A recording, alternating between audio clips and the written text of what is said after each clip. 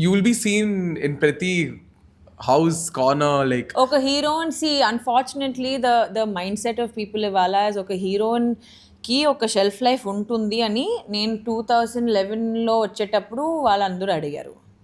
ఆ తర్వాత what I've realise this ఒక హీరోయిన్కి ఇలాంటి ఒక ప్రాసెస్ ఉంటుంది. అన్నీ టాప్ హీరోస్తో యాక్ట్ చేయాలి. మీరు టాప్ హీరోస్తో యాక్ట్ చేస్తే మీ మార్కెట్ వాల్యూ పెరుగుతుంది. లేదంటే you will only be you will be a lower grade of a heroine. Forgive me for saying it, I don't know the right word for it, but this the only word that comes to my mind. And once your so-called career with the top heroes are over, you will start doing heroine-centric films. The moment you start doing heroine-centric films, ఇది కొంచెం graph కొంచెం కింద వస్తుంది.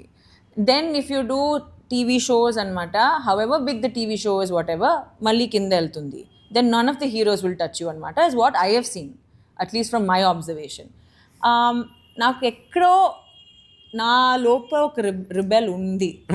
Always been there because I'm the only child and నేను ఒక పక్కా Tom bye. నా అమ్మ ఏమైనా చెప్తే ఎందుకు అని అడుగుతాను నేను. ఇలా చేయకూడదు, ఎందుకు చేయకూడదు అని చెప్పాలి, లేదంటే నేను చేస్తా. Because I want to know ఎందుకు చేయకూడదు. మీరు చెప్పలేదంటే నేను వెళ్ళి ట్రై చేసి this is why you said చేయకూడదు అని.